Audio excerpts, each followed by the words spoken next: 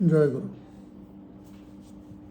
ଗହନ କଥା ନାରାୟଣ ମିଶ୍ର ଚ୍ୟାନେଲର ଆଉ ଏକ ନୂତନ ଅଧ୍ୟାୟକୁ ବିଜ୍ଞ ଶ୍ରୋତା ଆଉ ଦର୍ଶକମାନଙ୍କୁ ସ୍ୱାଗତ କରୁଛି ମୁଁ ନାରାୟଣ ମିଶ୍ର। ଆଜିର ଅଧ୍ୟାୟ ବିଶ୍ୱାସ ମୂଳେ ଭଗବାନ। ଆପଣ ଯଦି କୌଣସି ଲୋକକୁ ବା ସଂସ୍ଥାକୁ ବିଶ୍ୱାସ କରି କିଛି କରିଛନ୍ତି, ଆପଣଙ୍କୁ ରକ୍ଷା କରିବା ଦାୟିତ୍ୱ ହେଉଛି ଭଗବାନଙ୍କର। ଗୋଟିଏ ଛୋଟିଆ ଗଳ୍ପ ମାଧ୍ୟମରେ ଆମେ ଏଠି ଆଲୋଚନା କରିବା।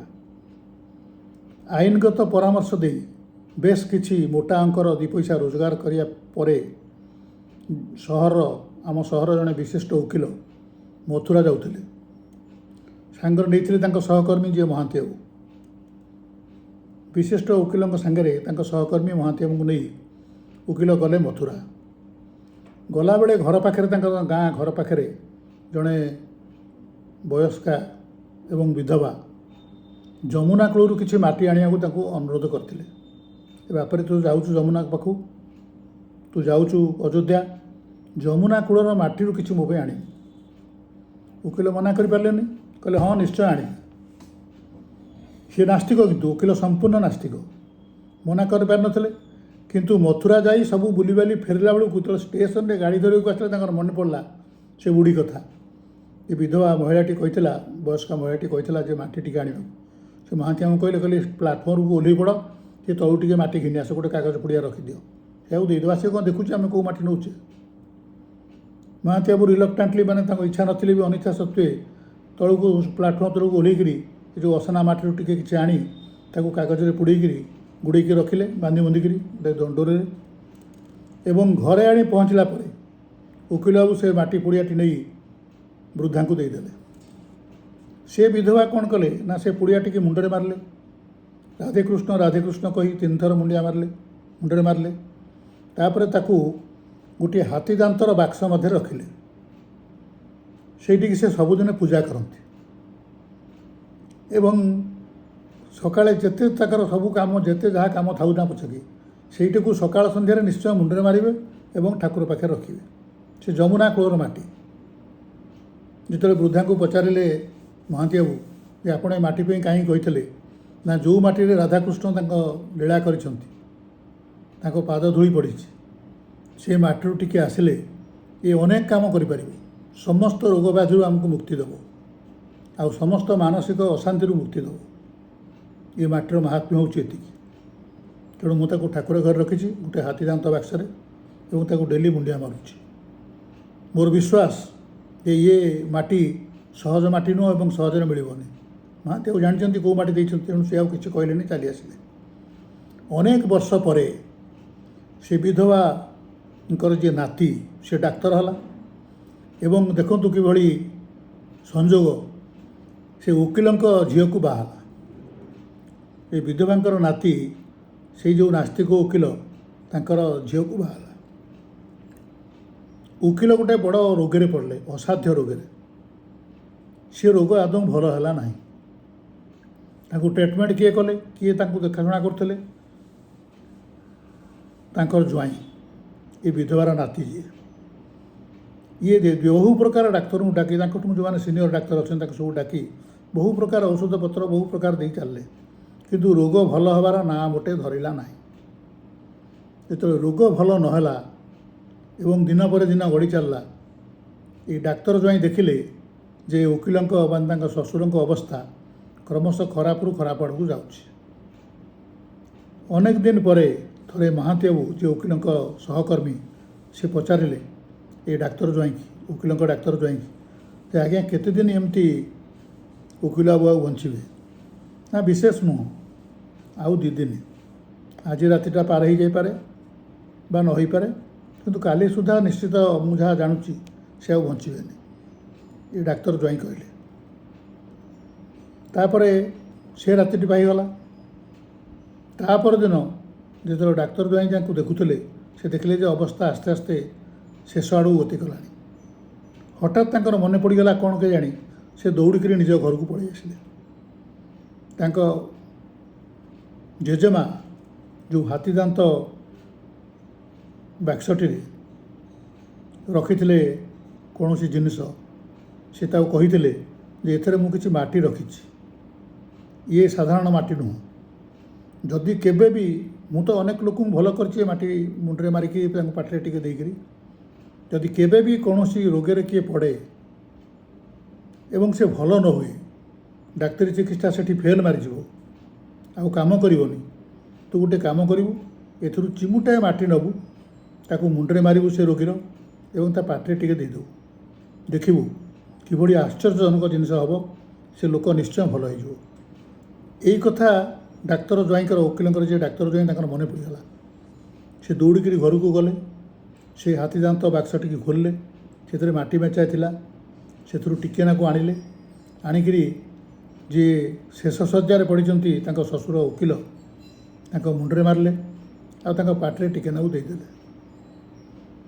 ଆଶ୍ଚର୍ଯ୍ୟର କଥା, ତା ପରଦିନ ଯେତେବେଳେ 9ଟା ବେଳେ ଯାଇ ପହଞ୍ଚିଲେ ଡାକ୍ତର ଜ୍ୱାଇଁ, ଦେଖିଲେ ଯେ ଡାକ୍ତର ଯିଏ ଓକିଲ କ୍ରମଶଃ ଭଲ ହେଇଯାଉଛନ୍ତି। 2 ଦିନ ପରେ ଓକିଲ ବହୁତ ଭଲ ହେଇଗଲେ ଏବଂ ପ୍ରାୟ 7-8 ଦିନ ପରେ ଓକିଲ ସମ୍ପୂର୍ଣ୍ଣ ସୁସ୍ଥ ହେଇଗଲେ। ମହାନ୍ତି ବାବୁ ସବୁ ଜାଣିଛନ୍ତି, ତାଙ୍କ ପାଖରେ ସବୁବେଳେ ଅଛନ୍ତି, ଓକିଲ ପାଇଁ ସହକର୍ମୀ ତାଙ୍କର ଥିଲେ। ତେଣୁ ମହାନ୍ତି ବାବୁ କହିଲେ, କ'ଣ ଏ ଡାକ୍ତର ନିଜେ ତ, ଡାକ୍ତର ଜ୍ୱାଇଁ ନିଜେ କରୁଥିଲେ, ବହୁ ପ୍ରକାର ଔଷଧ ଦେଲେ, ଇଏ ତ ଭଲ ହେଉନଥିଲେ, ହଠାତ୍ କେମିତି ଭଲ ହେଇଗଲେ? କ'ଣ ଆଣିକି ଦେଲେ ତାଙ୍କ ପାଟିରେ ମୁଣ୍ଡରେ ମାରିକିରି? ତାଙ୍କ ଘରକୁ ଗଲେ ପଚାରିବାକୁ, କହିଲେ ଡାକ୍ତର ବାବୁ, ତୁମେ ତ ବହୁତ ସାନ ମୋଠୁ, ମୁଁ ଗୋଟେ ଜିନିଷ ପଚାରି, ମୋତେ ଯଦି କିଛି ଆପଣଙ୍କର ଦ୍ୱିଧା ନଥାଏ ମୋତେ ନିଶ୍ଚୟ କହିବେ। ନା କ'ଣ ପଚାରୁନାହାନ୍ତି? ନା ଆପଣ ତ ଏତେ ପ୍ରକାର ଔଷଧ ଦେଲେ, ସେ ଭଲ ହେଲେନି, ଆପଣ କ'ଣ ଆଣି ତାକୁ ମୁଣ୍ଡରେ ଛୁଇଁ ଟିକେ ପାଟିରେ ମାରିଦେଲେ? ନା ମୋର ମା ଜେଜେମା ଯିଏ, ସେ ହାତୀଦାନ୍ତ ବାକ୍ସରେ ଟିକେ ମାଟି ରଖିଥିଲେ, ମୋତେ କହିଥିଲେ ଯେ ଏଇଟା ଯମୁନା ମାଟି, ଯମୁନା କୂଳର ମାଟି। ରାଧାକୃଷ୍ଣ ଯେଉଁଠି ପ୍ରେମଲୀଳା କରୁଥିଲେ, ଅନେକ ଦିନ ଧରି ଯେଉଁଠି ଏକାଠି ବସା ଉଠା କରୁଥିଲେ, ତାଙ୍କ ପାଦର ଧୂଳି ଯେଉଁଠି ଲାଗିଥିଲା, ସେ ମାଟିର ମାହାତ୍ମ୍ୟ ଅନେକ। ତେଣୁ ଯଦି କୌଣସି କେବେ ରୋଗରେ ପଡ଼ି କୌଣସି ଲୋକ ଡାକ୍ତରୀ ଚିକିତ୍ସାରେ ଭଲ ନ ହୁଏ, ତାହେଲେ ଏ ମାଟିରୁ ଚିମୁଟାଏ ତୁ ନେବୁ, ତାଙ୍କ ମୁଣ୍ଡରେ ମାରିବୁ, ତାଙ୍କ ପାଟିରେ ଟିକେ ଦେଇଦେବୁ। ମୁଁ ସେଇଆ ହିଁ କରିଛି। ମହାନ୍ତି ବାବୁ ଜାଣିଗଲେ ମନେ ମନେ ଯେ ସିଏ ପ୍ରକୃତରେ ଯମୁନା ମାଟି ଆଣିନଥିଲେ, ସେ ପ୍ଲାଟଫର୍ମରୁ ତଳକୁ ଓହ୍ଲେଇକରି ଏ ଅସନା ମାଟିରୁ ଟିକେ ଆଣିଥିଲେ। ବୁଢ଼ୀ କିନ୍ତୁ ତାକୁ ବର୍ଷ ବର୍ଷ ଧରି ପୂଜା କିଛି ମାସ ଧରି ବା ବର୍ଷ ଧରି ପୂଜା କରିଛି ଏବଂ ତାକୁ ମୁଣ୍ଡରେ ମାରି ସବୁଦିନ ସକାଳ ସନ୍ଧ୍ୟା କରି ରଖେ। ତେଣୁ ବୁଢ଼ୀ, ବିଧବା ବୁଢ଼ୀର ବିଶ୍ୱାସରେ ସେ ଅସନା ମାଟି ଦିବ୍ୟ ମାଟିରେ ପରିଣତ ହେଇଛି ଏବଂ ତାର ଯେଉଁ ବିଶ୍ୱାସ, ସେ ବିଶ୍ୱାସଟା ହିଁ ଏ ଓକିଲ ବାବୁଙ୍କୁ ଭଲ କରିଛି। ଯେ ନାସ୍ତିକ, ଅବିଶ୍ୱାସୀ, ସେ ଭଲ ହେଲେ ଏଇ ବିଶ୍ୱାସ ରଖିଥିବା ଏଇ ମାଟି ଦେହରେ, ଯମୁନା ମାଟି ଦେହରେ। ତାପରେ ମହାନ୍ତି ବାବୁ ଡାକ୍ତର ଜ୍ୱାଇଁ କହିଲେ, ଆପଣଙ୍କୁ ମୁଁ ଗୋଟିଏ ଅନୁରୋଧ କରିବି, ଆପଣ ନିଶ୍ଚୟ ରଖିବେ। ନା କ'ଣ କହୁନାହାନ୍ତି? ନା ଆପଣ ମୋତେ ପ୍ରତିଶ୍ରୁତି ଦିଅନ୍ତୁ, ଆପଣ କେବେ କାହାକୁ ଏ କଥା କହିବେନି। ନା କୁହନ୍ତୁ କ'ଣ କହୁଛନ୍ତି? ନା ଆପଣ କେବେ ବି ଆପଣଙ୍କ ଶ୍ୱଶୁରଙ୍କୁ, ଓକିଲଙ୍କୁ କହିବେନି ଯେ ତାଙ୍କୁ କ'ଣ ଦେଇକରି ଭଲ କଲେ, କେବେ ବି ଭୁଲରେ କହିବେନି। ନା ନାଇଁ, ମୁଁ କହିବିନି। କାରଣଟା ଆମେ ସମସ୍ତେ ଜାଣିଛେ, ସେ ବି ଜାଣିଛନ୍ତି। କେବେ କହିବେନି ଯେ ତାଙ୍କୁ ଆପଣଙ୍କ ଜେଜେମା ରଖିଥିବା ଯମୁନା ମାଟିରୁ ସାମାନ୍ୟ ଦେଲେ ସେ ଭଲ ହେଲେ ବୋଲିକରି।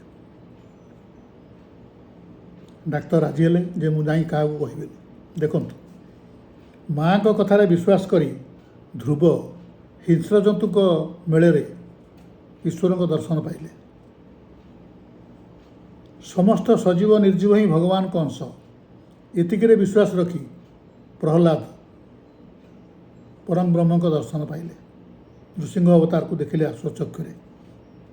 ଏପର୍ଯ୍ୟନ୍ତ ଭଗବାନ ଅଛନ୍ତି।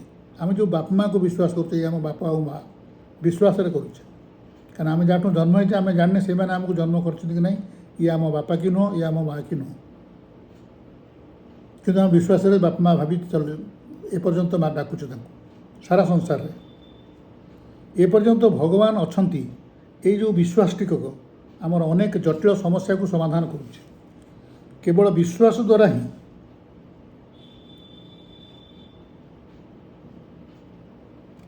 ପରମ ବ୍ରହ୍ମ ଶ୍ରୀରାମଙ୍କ କଥାରେ ତାଙ୍କୁ ବିଶ୍ୱାସ କରି, ତାଙ୍କ ନାମକୁ ବିଶ୍ୱାସ କରି ହନୁମାନ ସମୁଦ୍ର ଲଙ୍ଘି ଲଙ୍କା ଯାଇ ସୀତାଙ୍କୁ ଠାବ କଲେ।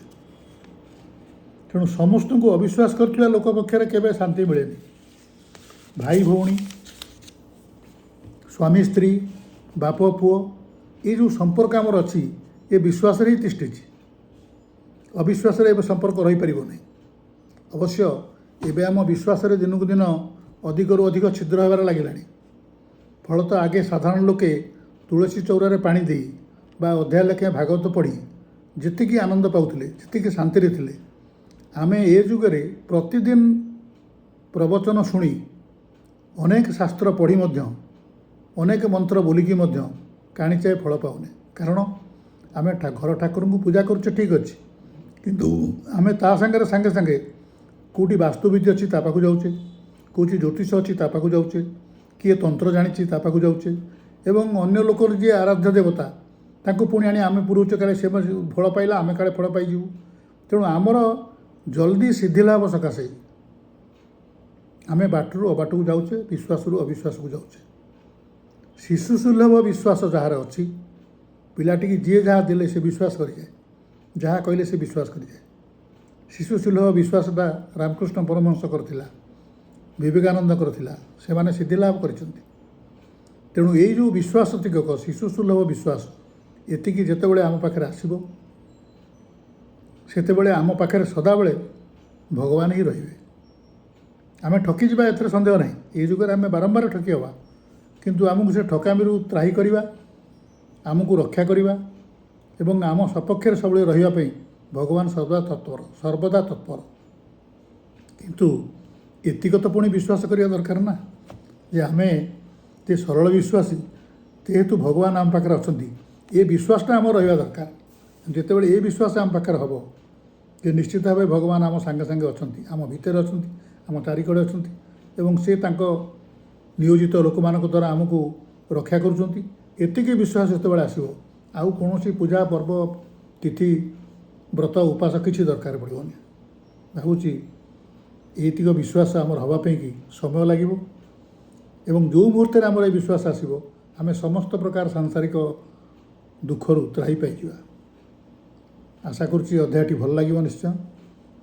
ଆଉ ଯଦି ଭଲ ଲାଗେ ଆପଣମାନେ ନିଶ୍ଚୟ ଏଟିକି ଲାଇକ୍ କରିବେ, ସାଙ୍ଗମାନଙ୍କ ସାଙ୍ଗରେ ସେୟାର କରିବେ, ଆଉ ଚ୍ୟାନେଲଟିକି ଗହନ କଥା ନାରାୟଣ ମିଶ୍ର ଚ୍ୟାନେଲଟିକୁ ସବସ୍କ୍ରାଇବ୍ କରିବେ।